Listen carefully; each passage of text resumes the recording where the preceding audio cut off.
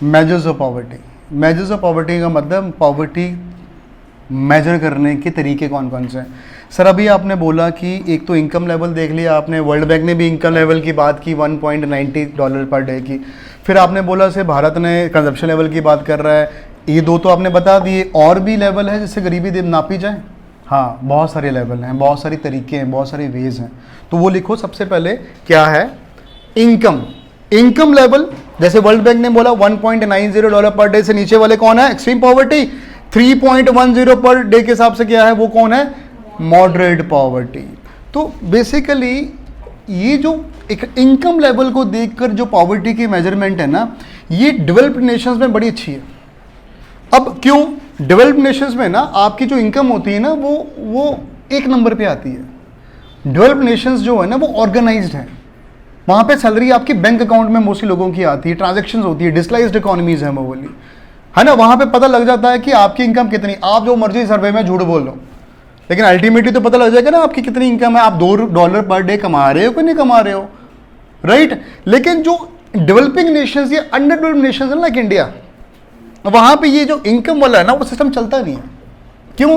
क्योंकि जब भी सर्विस होते हैं ना, यहाँ पे ना लोग जो हैं वो रिलक्टेंट हैं अपनी इनकम बोलने के लिए। एवरीवन इज रिलक्टेंट, वो रेजिस्ट करता है अपने आप को। आपके घर कोई सर्वे वाला आया गवर्नमेंट ऑफ इंडिया से, उसने बोला कि आप कितना कमा लेते हैं महीने में या दिन में? गुजारा हो ही जाता है जी, गुजारा हो ही जाता है बस, है ना। हम डरते हैं कि क्या इनकम टैक्स वाले ना हो, छापना पड़ जाए, ये ना हो जाए मेरे को तंग करेंगे एंड ऑल दैट, कोई लेटर आ जाएगा, हम छुपा लेते हैं। और वैसे भी आपके ऊपर ही डिपेंड करता है, क्योंकि मोस्टली इंडिया क्या है, अनऑर्गेनाइज्ड। तो जितना आप बोलोगे वो लिख के चले जाते हैं। मॉस्पी वाले, ministry of statistics and programme implementation, department of NSSO, national sample survey office, वो लेके चल जाते हैं। अच्छा आपके इतनी, आपने इतना कमाया, वो जाके सबमिट कर देते हैं। वो सबमिट से रिपोर्ट जनरेट होती है, वहाँ की देश की फिगर पॉवर्टी की बात आती है, उसके बावजूद भी 22% है।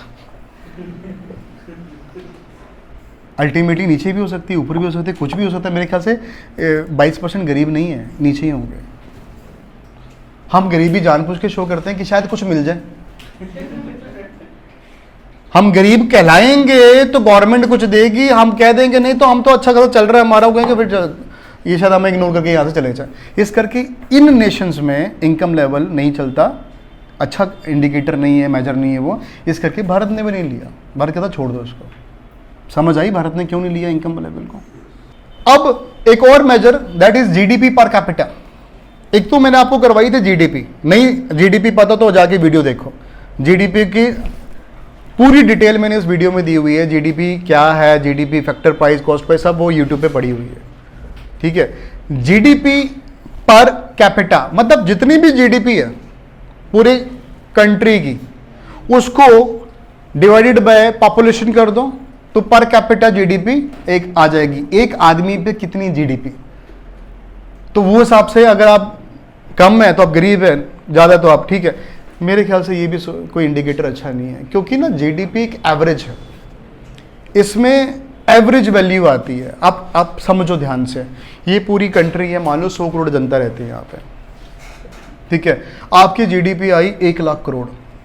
GDP मतलब जानते हो ना, सर्विसेज और गुड्स की फाइनल वैल्यू साल की, है ना। अब वो जो 100 करोड़ जनता है ना, उसमें से जो सिर्फ 1 करोड़ जनता है, 90% GDP प्रोड्यूस करने वाले वही हैं।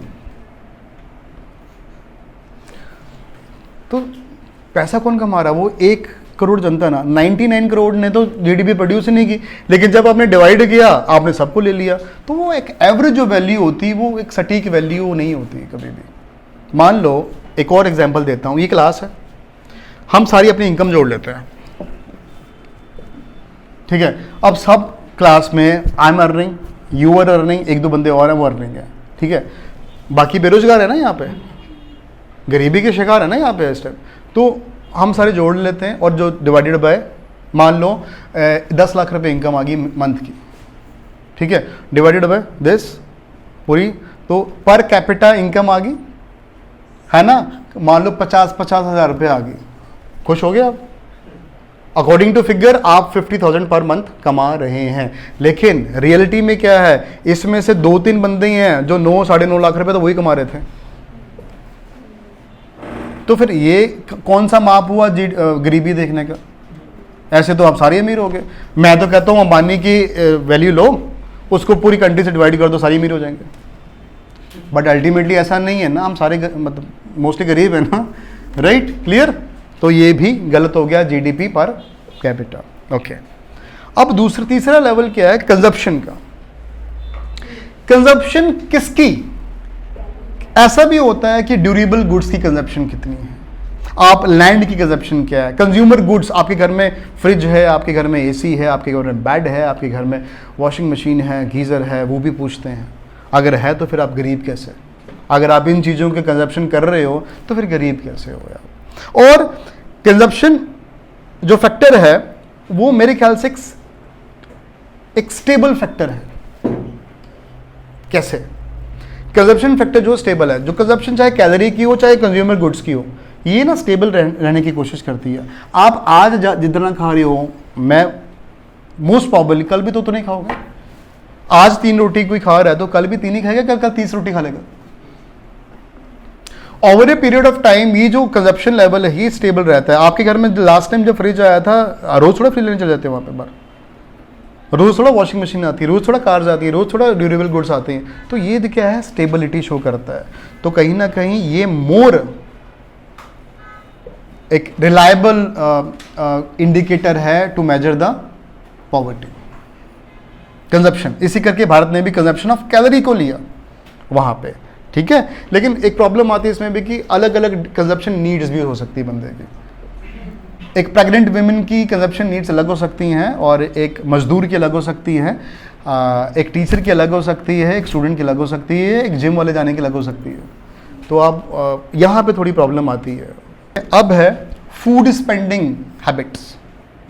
आप खाने पे कितना स्पेंड करते हो? मैंने आपको बताया था अल्ट्रा पॉवर्टी का केस, जब आपकी 80% इनकम ही खाने में निकल जाती है, तो आपकी हैबिट्स क्या फूड स्पेंडिंग की, वो भी बताती है कि आप गरीब है को नहीं है। आपकी फूड स्पेंडिंग की आदत है कि आपके घर में पिज़्ज़ा ज़्यादा आ रहा है, आपके घर में बर्गर ज़्यादा आ रहा है, आपके घर में लग्जरीज फूड ज़्यादा आ रहा है, तो आप गरीब कैसे?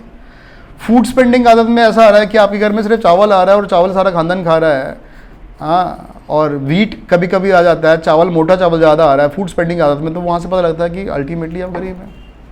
तो फूड स्पेंडिंग हैबिट्स भी बड़ी important. Measure is stunting.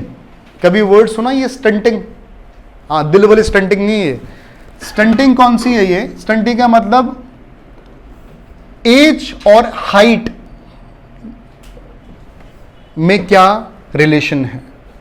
Basically क्या है स्टंटिंग, कि एक एज के साथ आपकी हाइट भी बढ़नी चाहिए, लेकिन अगर आप एज के साथ आपकी हाइट नहीं बढ़ रही है, आप माल न्यूट्रिशन का शिकार हैं। आप माल न्यूट्रिशन का शिकार है, आपको न्यूट्रिशन नहीं मिल रहा है, इसका मतलब क्या है? आप गरीब हैं, आप स्टंट हैं। ये इट इज़ कॉल्ड स्टंटिंग। तो होता है वो भी, ठीक है, स्टंटिंग है ना, होता ही है ना हमारे घर में। यार सब इतनी बड़ा हो गया, इतनी हाइट नहीं बढ़ रही बच्चे की, इसका मतलब क्या है? कहीं ना कहीं कमी रह गई होगी प्रोटीन की, कैल्शियम की, है ना। तो वहां पे वो क्या है, उसे क्या कहते हैं? स्टंटिंग। और आजकल मैं देख रहा हूं स्टंटिंग ज्यादा इंडिया में। नेक्स्ट जो इंडिकेटर है वो है एजुकेशन। आपने कितने साल एजुकेशन में लगाए? आपने ज्यादा लगाए तो आप अमीर होंगे, आपने कम लगाए तो आप गरीब होंगे। ये भी तो है कि सर मैं तो पढ़ा ही नहीं। क्यों नहीं पढ़े? सर कहाँ पढ़ना, पैसे ही नहीं थे। फिर हमने बोला कि सरकारी स्कूल में क्यों नहीं पढ़े, वहाँ पे तो फीस लगती नहीं। और उसने कहा कि नहीं सर, पापा के साथ काम करना था, घर पे रोटी भी तो कमानी थी। तो ये एक इंडिकेटर है कि अगर आपको एजुकेशन नहीं मिली तो आप मोस्ट प्रॉब्ली गरीब ही होगे। अगर आप हाईली क्वालिफाइड हैं तो फिर आप गरीब नहीं हो सकते। जनरल ट्रूथ बता रहा हूँ मैं, जनरल फैक्ट बता रहा हूँ मैं आपको, ठीक है। गरीब भी पढ़ सकता है, लेकिन जनरली आप पढ़े हैं तो आपके पास पैसे होंगे। एक और है, जैसे अब स्टंटिंग किया ना हमने, एक और मेजर है वेस्टिंग। वेस्टिंग का मतलब जैसे जैसे आपकी एज बढ़ रही है, स्टंटिंग में क्या था, आपकी हाइट भी बढ़नी चाहिए उसके अकॉर्डिंगली प्रोपोर्शन में। वेस्टिंग में क्या है, जैसे जैसे आपकी हाइट बढ़ रही है आपका वेट भी बढ़ना चाहिए।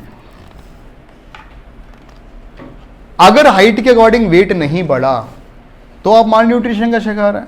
आपके पास माल न्यूट्रिशन का शिकार क्यों है? क्योंकि आपके पास न्यूट्रिशन की कमी थी। न्यूट्रिशन की कमी क्यों है? क्योंकि आपके पास उसको खरीदने के पैसे नहीं थे। ये भी एक इंडिकेटर है।